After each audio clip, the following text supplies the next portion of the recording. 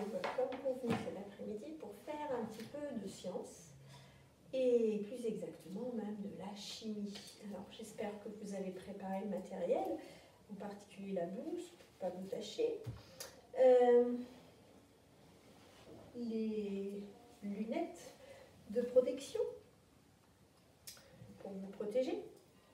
Je plaisante, il n'y a pas besoin des lunettes. Les mouchoirs en papier, si toutefois il y avait besoin d'éponger très vite. Et puis, le matériel, les verres, on va en reparler après. Alors, on va travailler aujourd'hui sur des expériences qui nous permettent de voir si toutes les matières peuvent être mélangées à des liquides, notamment à l'eau. L'eau, on va l'appeler le solvant. Est-ce qu'on peut mélanger toutes les matières au solvant eau, au liquide? Peut-on mélanger une matière solide à un liquide? Alors, le matériel que je vous ai demandé de préparer, eh bien, il nous faut 5 tubes ou 5 verres. Si possible, des verres qui sont transparents pour que l'on puisse bien voir à travers les mélanges que l'on va effectuer. 5 verres qu'on peut même numéroter de 1 à 5 avec un feutre Velleda pour que ça puisse s'effacer. Ça sera le verre 1, le verre 2, le verre 3, le 4 et le 5. Il vous faut aussi 5 cuillères qui vont servir au mélange, une pour chaque verre. Et puis également du sel, matière solide. Si je prends des grains de sel dans ma main, eh bien on sent que ça fait un peu comme du sable. On n'a pas besoin de beaucoup de sel, juste une pincée pourra suffire. Donc du sel. Il vous faut aussi du sucre, matière solide elle aussi. Un carré de sucre ou une pincée de sucre peut suffire aussi. Il vous faut du café. Alors attention, en café, il vous faut du café qui soit du café moulu, c'est-à-dire pas du café soluble type Nescafé qu'on mélange avec de l'eau chaude, mais vraiment des grains de café moulus qu'on peut trouver soit dans des dosettes de café, je fais tomber déjà du café, soit dans des dosettes du café, ou bien on peut aussi en trouver dans les vieilles machines électriques à café, les cafetières électriques, où on peut récupérer du café moulu, donc des grains de café écrasés. Il faut aussi du sable. Si vous n'avez pas de sable, c'est mon cas, vous pouvez prendre de la terre. J'ai pris un petit pot de fleurs et dedans j'ai pris un petit peu de terre. Donc de la terre. Et 5e matière solide, eh bien c'est de la farine. Même chose, farine, vous avez besoin d'une cuillère à café, même pas de farine, c'est pas la peine d'apporter 1 kg de farine entier. Une cuillère à café, à peine, suffira. Donc 5 verres et 5 matières solides. On a le sel, les grains de sel, on a du sucre, grains de sucre, on a du café, grains de café moulu, on a de la terre ou du sable, grains de sable, et puis on a de la farine, c'est-à-dire du blé moulu. Et toutes ces matières, on va les mélanger à un solvant, un liquide, de l'eau du robinet, de l'eau tout à fait ordinaire, pour faire ces mélanges. Alors, devant vous, je repousse mon matériel pour l'instant, devant vous, vous allez installer vos 5 verres qui sont normalement numérotés. Et je vous ai imprimé une feuille d'expérience, je vous ai mis un lien sur Classe Dojo, une feuille d'expérience qui ressemble à ça, avec les 5 verres qui sont représentés. Alors, si vous ne pouvez pas imprimer cette feuille, eh bien, il va falloir faire les schémas de ce que vous voyez sur une grande feuille de classeur. Si vous pouvez imprimer, ça serait mieux, bien sûr, eh bien, vous allez remplir au fur et à mesure la feuille qui est là. Alors, la feuille qui est là vous demande donc de prendre vos 5 verres et de mettre dans le verre numéro 1 un petit peu de sucre et d'eau. Vous verrez que sur la feuille d'expérience, il vous demande de mettre des petits traits. Un petit trait pour la quantité de sucre et un autre petit trait pour remplir la quantité d'eau. Vous ne vous occupez pas des petits traits qui sont indiqués dans la consigne. Mettez juste un petit peu de sucre dans le verre numéro 1 avec un petit peu d'eau et dessinez ici ce qui se passe, ce que vous voyez une fois que vous avez mélangé la matière sucre avec la matière eau. Alors, si je mets, moi, un peu de sucre, je vais prendre un demi-carré, ça suffira. Un peu de sucre dans le verre numéro 1, un petit peu d'eau dans le verre numéro 1, pas beaucoup, hein. Un quart du verre peut suffire. Et avec ma cuillère numéro 1, eh bien, je mélange, je laisse un petit peu agir et je finis de mélanger avec ma cuillère. Ensuite, dans le verre numéro 2, il faut faire la même chose, mais cette fois-ci avec du sel. Sel. Je prends une pincée de sel, je la mets dans le verre numéro 2, voilà mes petits grains de sel, vous aussi. Faites en même temps, si ça va trop vite, vous faites pause pour faire tranquillement votre manipulation et vous mettez lecture après. Donc un petit peu de sel dans mon verre numéro 2, voilà, j'ai des petits grains de sel au fond, et un petit peu d'eau, pas la peine non plus d'en mettre beaucoup, un petit peu d'eau. J'ai mes petits grains de sel, mon eau, je mélange, je mélange également le verre numéro 1 en train de se transformer un petit peu. Voilà, verre numéro 2. Et puis dans le verre de tube numéro 3, et bien sur cette feuille d'expérience-là, on vous demande de mettre du café. Alors je prends donc mon café. Avec ma cuillère, je prélève un petit peu de café moulu. Hop, voilà, je mets dans mon verre. Et je rajoute de l'eau. Un quart de verre peut suffire, un tiers à la rigueur, et je mélange. Je remélange aussi ici, hop, un petit peu ici, hop, et un petit peu ici, hop. Verre numéro 4. Cette fois-ci, on vous demande de mettre du sable ou de la terre. Moi, j'ai mon petit pot de fleurs qui est là. Je prends avec ma cuillère numéro 4 un petit peu de terre, pas beaucoup non plus. Hop, je mets dans le pot et je rajoute un petit peu d'eau. Et je mélange. Voilà, j'en profite pour remélanger un petit peu ici. Clac, clac, clac, clac, clac. Un petit peu ici. Clac, clac, clac, clac. Un petit peu ici. Et un petit peu ici. Ensuite, il me reste le verre numéro 5. Et là, je vais mettre un petit peu de farine. Un tout petit peu aussi. Farine. Voilà. Une cuillère à café. Hop. Je mets une cuillère à café. Hop. Voilà. Je rajoute un petit peu d'eau dans mon verre numéro 5. Et je mélange avec ma cuillère numéro 5. On mélange. J'en profite pour mélanger ici. Clac, clac. Ici. Hop. Ici. Hop. Ici. Hop. Et ici. Voilà. Ensuite, une fois que j'ai fait mes 5 mélanges de solides, de matière solide, on avait une matière sucre, c'est solide, on avait une matière sel, des grains de sel, on avait du café, des grains de café moulus, on a de la terre ou du sable, des grains de sable, et on a de la farine, des grains de blé moulus. Cette matière solide, on la mélange avec notre liquide, notre solvant, eau.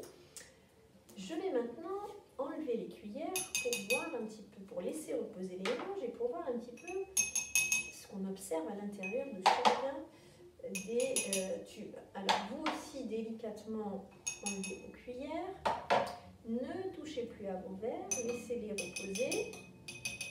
Voilà.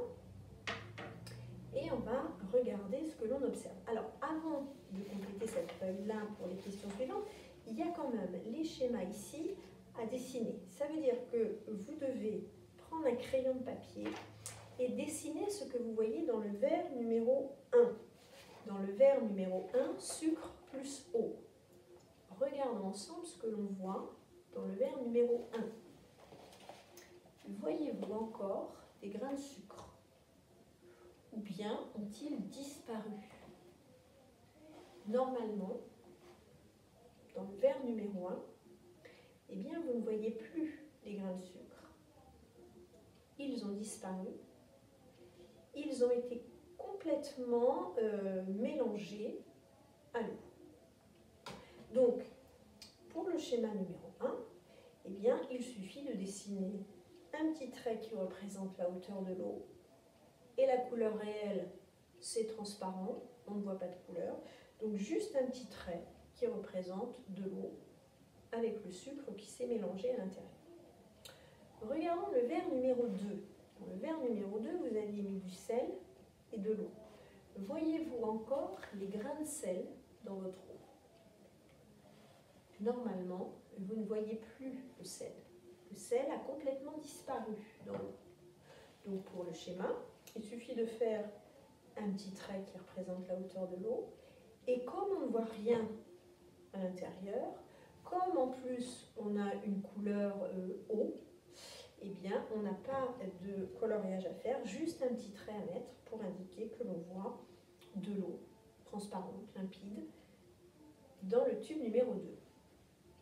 Dans le tube numéro 3, vous avez mis du café moulu. Attention, regardez bien, sans secouer votre verre, regardez bien si vous voyez encore le café moulu à l'intérieur ou bien si lui aussi a complètement disparu. Eh bien, il y a encore le café moulu. On peut le voir par en dessous, il y a eu un dépôt. Le café moulu s'est déposé au fond de l'eau. Il n'a pas réussi à disparaître complètement dans l'eau. Il a coloré l'eau, l'eau a changé de couleur, l'eau a pris une couleur marron clair et le café moulu s'est déposé. Il y a un dépôt au fond du tube. Alors sur votre dessin numéro 3, eh bien, il faut refaire un petit trait pour l'eau, mais attention, au fond du tube numéro 3, il faut que vous fassiez une petite couche marron qui correspond au dépôt du café. Et puis l'eau qui est au-dessus, il faut que vous la coloriez en marron légèrement clair pour montrer que le café moulu a teinté l'eau. Donc un petit trait pour représenter le niveau de l'eau, du marron pour indiquer que l'eau est marron, et au fond, une espèce de barre marron foncé au fond du verre, du tube, pour montrer qu'il y a eu un dépôt du café. Regardons maintenant le verre numéro 4, le tube numéro 4. Eh bien, on avait mis de la terre ou du sable. Est-ce que cette terre ou ce sable ont complètement disparu? Si on regarde sans secouer le tube, non, la terre et le sable n'ont pas disparu. On les voit toujours, ils sont toujours là. Et eux aussi se sont déposés au fond du verre. Ils ont légèrement teinté l'eau. Peut-être que l'eau est un peu jaunâtre ou un peu marron avec la terre ou le sable. Mais en tout cas, on retrouve notre terre et nos grains de sable au fond du tube.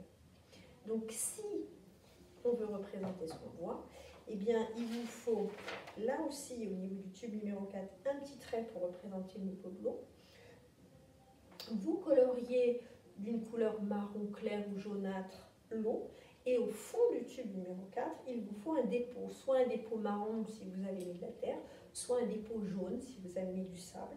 Donc un petit trait marron ou un petit trait jaune au fond du tube numéro 4.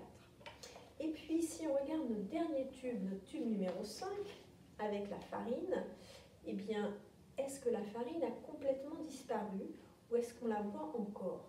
Si on regarde délicatement sans secouer, oui, on la voit encore.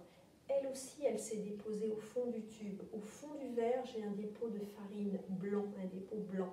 Et puis, cette farine, elle a teinté, elle aussi, l'eau. L'eau, maintenant, elle est blanchâtre. Mais la farine est toujours visible au fond du verre. Donc là aussi sur mon schéma, je dois faire un petit trait qui représente le niveau de l'eau. Je dois éventuellement colorier l'eau en gris clair, je dirais. Prenez peut-être un crayon de papier gris clair, parce que colorier en blanc sur une feuille blanche, ça va être compliqué. Mais peut-être teinter l'eau un peu en gris très très clair. Et puis faire au fond un dépôt gris, lui aussi, hein, parce qu'un dépôt blanc sur une feuille blanche, ça va être compliqué. Et un dépôt gris clair qui correspondrait à de la farine qui s'est posée au fond du verre. Voilà ce que l'on voit pour nos 5 flacons. En dessous, il y a des questions. Première question, qu'observe-t-on? Eh bien, qu'observe-t-on dans ces 5 verres? On observe que le sucre et le sel ont complètement disparu. Par contre, le café moulu, la terre ou le sable et la farine, eh bien, se sont partiellement mélangés à l'eau, mais ils sont toujours visibles, ils se sont déposés au fond de l'eau. Alors, c'est ce qu'on va noter sur la question A. Alors, je vais rapprocher un petit peu mon tableau. Voilà. J'espère que vous arrivez à voir. Hop. Et sur la question A, eh bien, il y a marqué qu'observe-t-on? Il suffit d'écrire le sucre et le sel ont complètement disparu.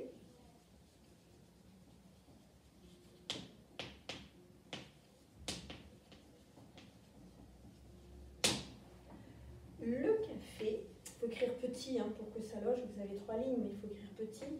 Le café, le sable ou la terre, la farine, se sont partiellement mélangés.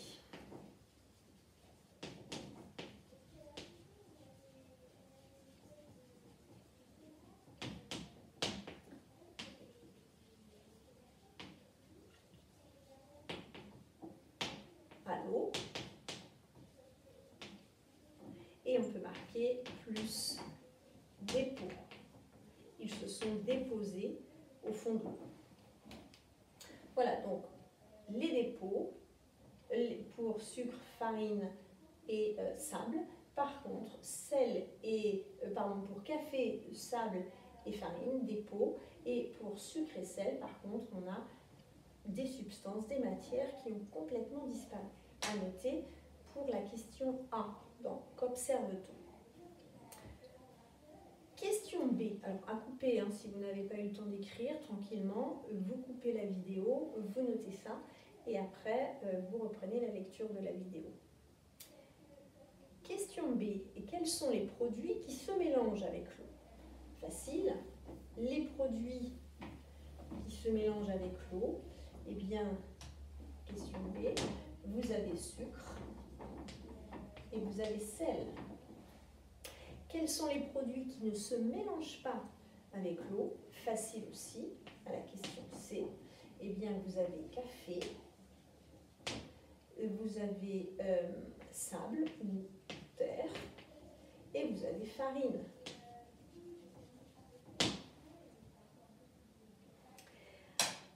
Conclusion. Donc, à compléter pour vos questions B et C. Si vous n'avez pas eu le temps d'écrire, vous coupez et vous remettez lecture après. Conclusion, ça c'est la question D. Alors il existe des termes en chimie très précis que l'on utilise lorsque des matières solides sont capables de se mélanger complètement à l'eau. Quand un solide est capable de disparaître, de se mélanger complètement à l'eau, on dit qu'il est soluble dans l'eau. Alors qu'une matière qui, elle, ne va pas pouvoir, un solide qui ne va pas pouvoir disparaître complètement dans l'eau, eh bien, lui, ou elle, cette matière-là, on dit qu'elle est insoluble. C'est ce qu'on va mettre pour la question D. Conclusion. Eh bien, vous allez marquer sucre, sel. Avec une flèche, on dit qu'ils sont solubles dans l'eau.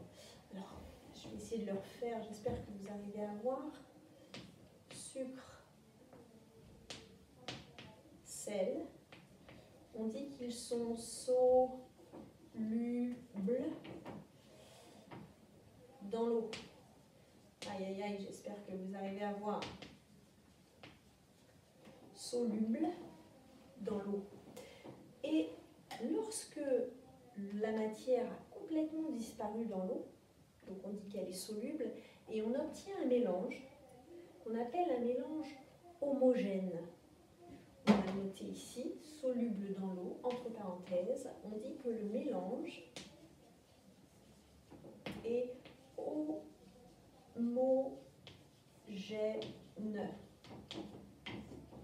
Donc ils sont solubles dans l'eau. J'espère que vous arrivez à lire le mot soluble, je le remets ici. Ils sont solubles dans l'eau et on dit que le mélange est homogène. Voilà ici deux matières, deux substances, deux solides, pardon, qui sont solubles dans l'eau et qui donnent un mélange homogène. Ça, c'est pour la question D. Attention, c'est pas fini. Dans la question D, on constate donc qu'il y a deux substances qui vont bien se mélanger à l'eau. Et puis, on a ici trois autres matières qui, elles, ne se mélangent pas bien à l'eau. Alors, toujours dans la question D, eh bien, on constate que café, sable et farine, eh bien, eux, on dit qu'ils sont le contraire de solubles, car ils ne se mélangent pas bien à l'eau. Il y a du dépôt. Ils ne sont pas solubles, comme le sucre ou le sel. On dit qu'ils sont insolubles. Et on rajoute le préfixe in, qui veut dire contraire de. Donc ils sont insolubles. Et on obtient des mélanges avec des dépôts au fond. Alors quand on a un dépôt au fond, eh bien on n'a plus de mélange homogène comme on avait sur les deux premiers. On a un mélange hétérogène. Alors entre parenthèses, on a un mélange hétérogène. Hétérogène. Les mots importants à retenir, vous allez les souligner. Il y a soluble, ça c'est quand la matière disparaît complètement dans l'eau. On dit alors que le mélange est homogène, à souligner. Par contre, si le solide ne se mélange pas bien à l'eau, on dit qu'il est insoluble, à souligner. Et on obtient un mélange hétérogène, à souligner aussi. Voilà, 4 mots importants, 4 mots de chimie, soluble, homogène et insoluble, hétérogène. À vous de vérifier que vous avez bien souligné comme moi. Pensez à couper la vidéo, toujours, pour prendre votre temps et écrire. Ça, c'est la question D de cette feuille-là. Je rappelle que si vous n'avez pas pu imprimer, eh bien, il faut écrire ça sur une feuille de classeur. Merci beaucoup. Ensuite, petite question supplémentaire. Je repousse mon tableau pour reprendre un petit peu de place. Imaginez que maintenant, je souhaite récupérer mon sucre. Là-dedans, mon sucre a disparu. Il est mélangé dans l'eau. J'ai un mélange homogène. Je ne vois plus mon sucre. J'aimerais bien le récupérer. Comment faire, d'après vous, pour récupérer ce sucre? Alors, peut-être avez-vous une idée. Malheureusement, je ne peux pas vous interroger à distance pour avoir vos idées. Mais je vous donne ainsi la solution. Ça consisterait à attendre que l'eau s'évapore. Si j'attends que l'eau s'évapore, l'eau, vous savez que l'eau c'est un liquide qui a une grande particularité parce que l'eau peut être à la fois solide quand il fait froid en dessous de zéro, elle peut être liquide au-dessus de zéro et elle peut même être gaz, c'est-à-dire qu'elle peut s'évaporer et devenir eau invisible dans l'air. Si j'attends très longtemps, ou si je la mets, si je mets mon tube sur une source de chaleur, sur un radiateur par exemple, ou si je la mets au four, un four bien chaud, eh bien cette eau va s'évaporer, elle va se transformer en gaz et elle va devenir eau invisible. Elle va sortir du verre et envahir tout l'espace autour d'elle. Donc si j'attends que mon eau s'évapore, eh bien je vais pouvoir récupérer mon sucre. Pourquoi? Parce que mon sucre, lui, ne peut pas s'évaporer. Donc l'eau va sécher, l'eau va s'en aller et il va rester au fond du verre un dépôt blanc qui sera un dépôt de sucre. Donc si je veux récupérer mon sucre ici, dans un mélange homogène, eh bien je dois attendre que l'eau s'évapore. Comment faire pour récupérer mon sel? Il a complètement disparu dans l'eau, pourtant il est là. Donc, si je goûtais à ce liquide, ne le faites pas, mais si je goûtais, on a un goût d'eau salée. Comment faire pour récupérer mon sel? Eh bien c'est pareil que mon sucre. Je peux attendre l'évaporation de l'eau. Et au bout d'un moment, ça prendra du temps, plusieurs heures, voire plusieurs jours, eh bien au bout d'un moment, l'eau s'évapore et il restera au fond le sel, parce que le sel, lui, ne peut pas s'évaporer. C'est le cas des marais salants. Peut-être avez-vous entendu parler des marais salants au bord de la mer. Un marais salant, c'est un marais que l'on remplit d'eau de mer. À marée haute, on fait rentrer la mer dans un espèce de bac, comme un bac que l'on installe au milieu d'un champ.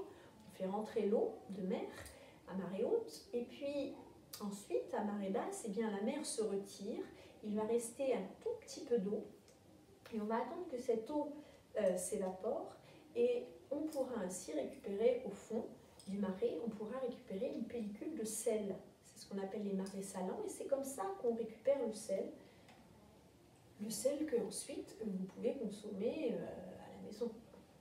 Donc pour récupérer mon sel, c'est comme mon sucre, j'attends l'évaporation de l'eau, et comme ça je peux récupérer mon sel. Comment récupérer mon café au fond, dans mon tube numéro 3? Alors là par contre, comme j'ai un dépôt de café au fond, comment récupérer ce café? Eh bien il suffirait d'enlever l'eau qui est au-dessus, de jeter l'eau délicatement et de ne garder que le fond pour pouvoir récupérer ainsi le café.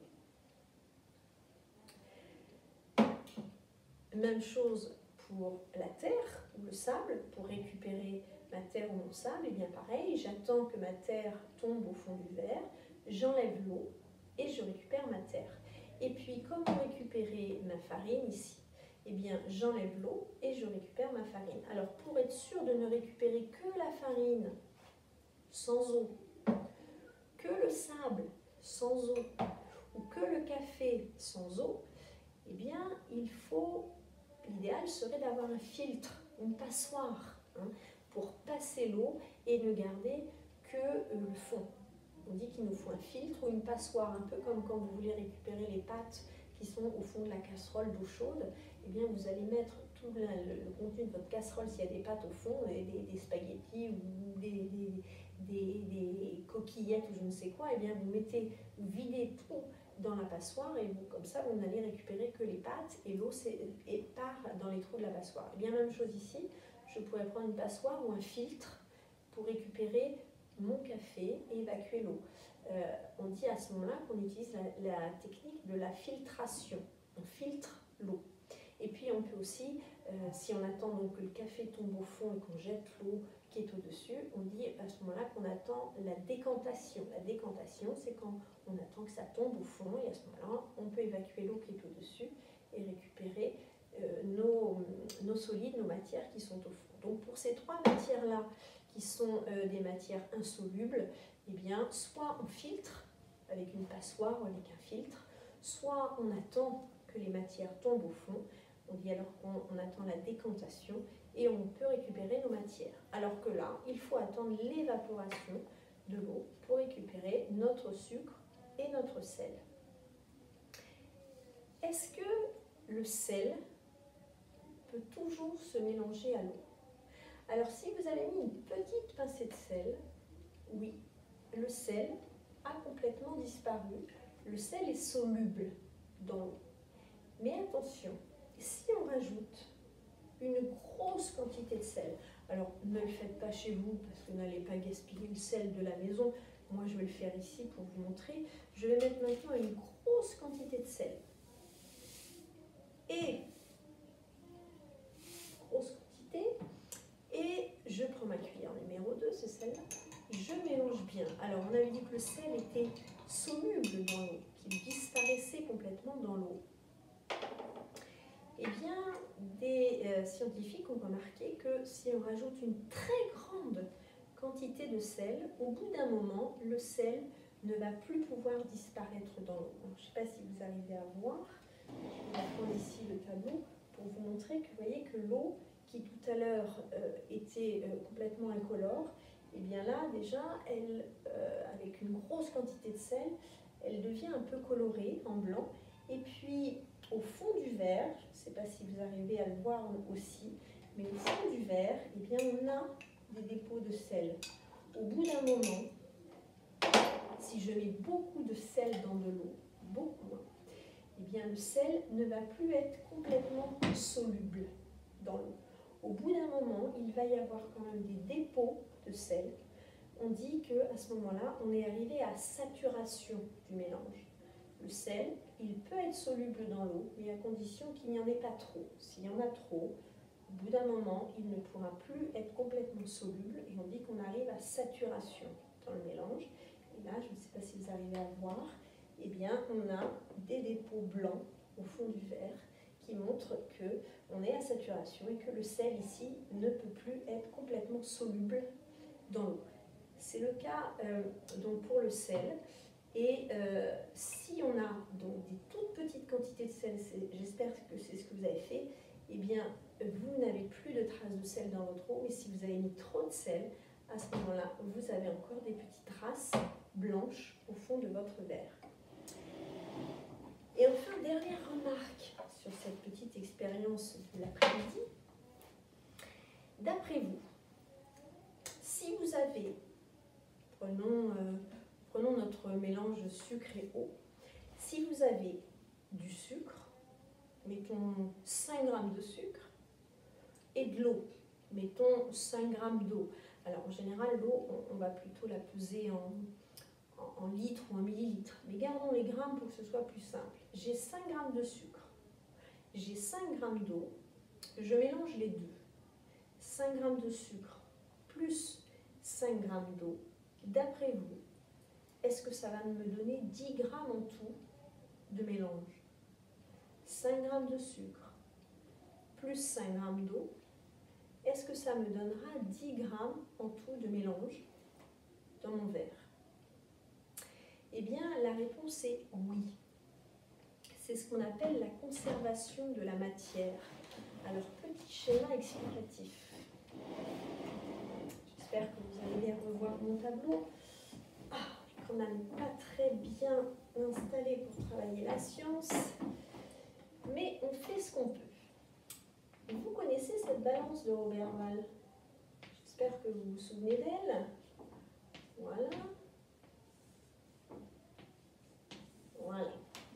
Avec ces deux plateaux. Si ici j'ai 5 g de sucre, sans vous dire que c'est un bout de sucre, et si j'ai 5 g d'eau, on va dire que ça c'est des petites gouttes d'eau, eh bien de l'autre côté, lorsque je mélange les deux, eh bien oui, j'ai 10 grammes. Il y a conservation de la matière, c'est-à-dire que la masse du solide qui est là-dedans plus la masse de l'eau, eh bien, va me donner la masse totale que j'ai dans mon verre. On appelle ça donc la conservation de la matière. La masse de la solution, eau salée, eau sucrée ou eau salée, eh bien, elle est égale à la masse du solvant, c'est-à-dire du liquide, et de la matière, c'est-à-dire du sucre ou du sel. Donc là, on pourrait le vérifier avec une balance. Et sachez que il y a ce qu'on appelle donc la conservation de la matière. Les deux produits que l'on va grouper vont nous donner, pour trouver la masse, il suffit d'additionner les deux masses des deux produits de départ, du solvant eau et du solide sucre ou sel. Conservation de la matière.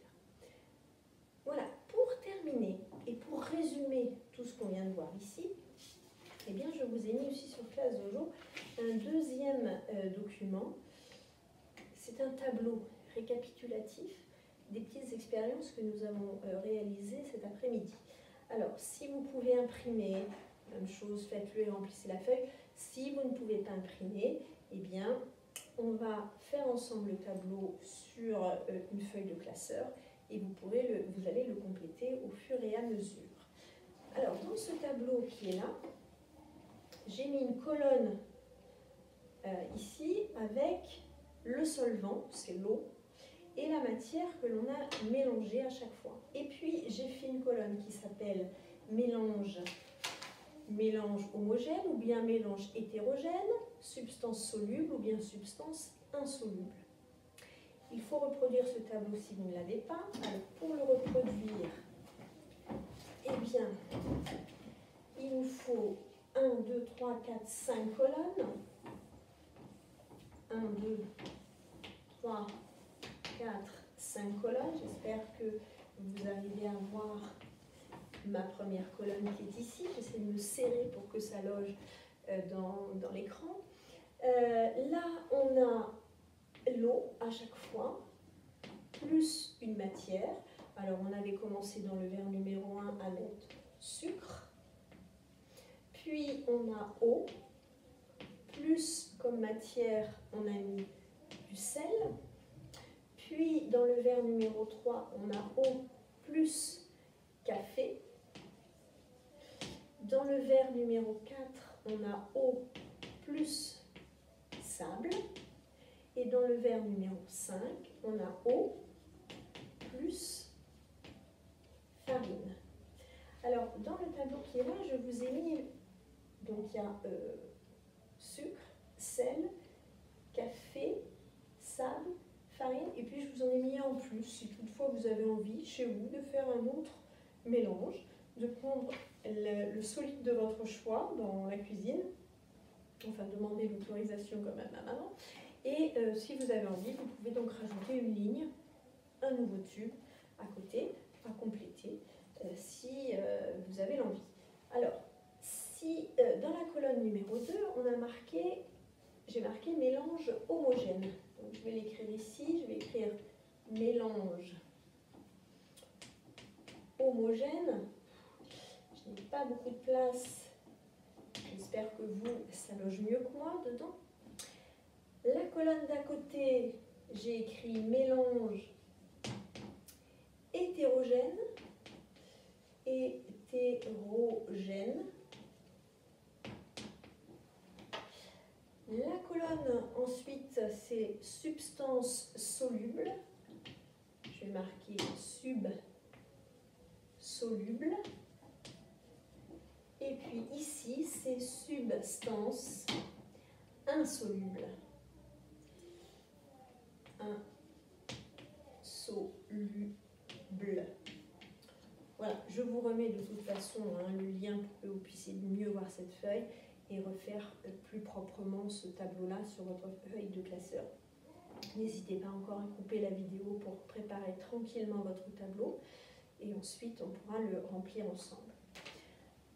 Alors, une fois que mon tableau est préparé proprement, plus proprement que moi j'espère, eh bien, on va pouvoir faire des croix dans la bonne colonne. Est-ce que l'eau et le sucre donnaient un mélange homogène, c'est-à-dire un mélange où le sucre a disparu? Eh bien oui. Donc, il faut que je fasse une croix dans eau plus sucre, mélange homogène. Le mélange n'est pas hétérogène, on ne voit plus le sucre, il est bien homogène. Si le sucre a disparu, eh bien, c'est que c'est une substance soluble. Voilà les deux croix à faire pour la ligne eau plus sucre. On a un mélange homogène car la substance est soluble. Ensuite, on a eau plus sel. Alors, on va prendre le cas où on a mis un tout petit peu de sel.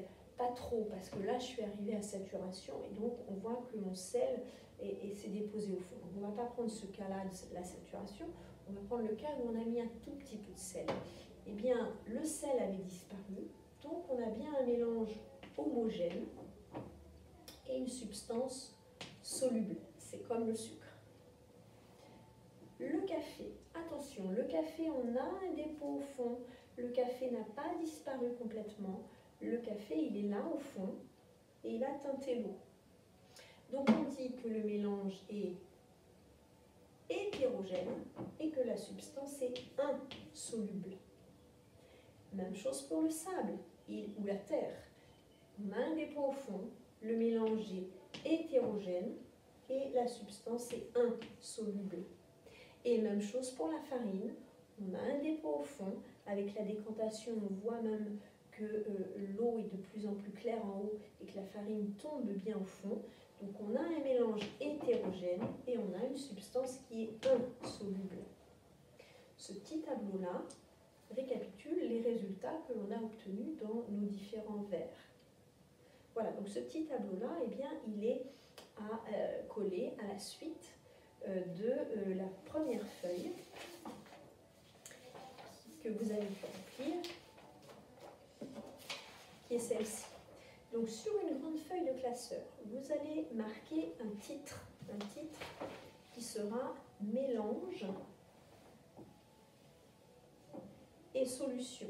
Ça c'est le titre à marquer tout en haut d'une grande feuille de classeur. Mélange et solution.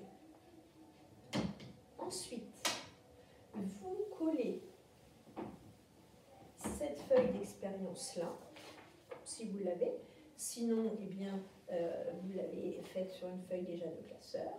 Vous la collez sous ce titre. Vous collez également ce petit tableau récapitulatif si vous l'avez imprimé. Sinon, il est déjà mis sur votre feuille de classeur.